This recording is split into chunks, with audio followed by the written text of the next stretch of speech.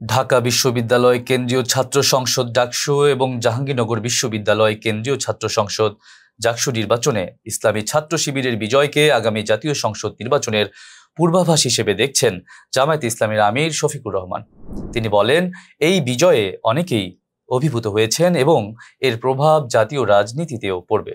শনিবার রাজধানীর মগবাজারে জামায়াতের কেন্দ্রীয় কার্যালয় সংলগ্ন আল ফালাহ মিলনায়তনে অনুষ্ঠিত কেন্দ্রীয় মহিলা বিভাগীয় মজলিসে শুরার অধিবেশনে তিনি এসব কথা বলেন। দলটির পাঠানো এক সংবাদ বিজ্ঞপ্তিতে এ তথ্য জানানো হয়। জামায়াতের আমির বলেন, যারা আমাদের পছন্দ করেন, ভালোবাসেন এবং যাদের আমরা ভালোবাসি, তাদের নিয়েই আমরা আগামী জাতীয় নির্বাচনে ৩০০ আসনে অংশগ্রহণের আশা করি। সেই নির্বাচনে বিজয়ের লক্ষ্যে আর্থিক কোরবানি সহ সকল ধরনের সাহায্য সহযোগিতার জন্য আমি উদাত্ত আহ্বান জানাচ্ছি। দিনব্যাপী অনুষ্ঠিত এই অধিবেশনে সভাপতিত্ব করেন জামায়াতের কেন্দ্রীয় মহিলা বিভাগীয় সেক্রেটারি নুরুন্নিসা সিদ্দিকা। রাজনৈতিক পরিস্থিতি ও জাতীয় নির্বাচন ২০২৬ শীর্ষক বক্তব্য উপস্থাপন করেন সংগঠনের সেক্রেটারি জেনারেল মিয়া গোলাম পরোয়ার। অধিবেশনে দারসুল কোরআন পেশ করেন সহকারী সেক্রেটারি জেনারেল মাওলানা আব্দুল হালিম।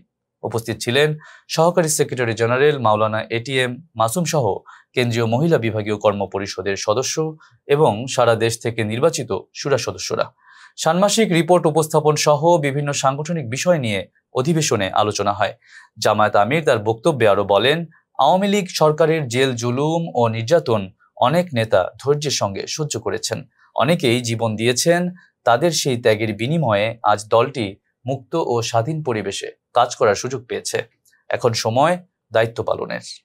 এতক্ষণ সাথে ছিলাম শাকির আহমেদ তুরান। ফেস দ্য পিপলের সাথে থাকার জন্য ধন্যবাদ।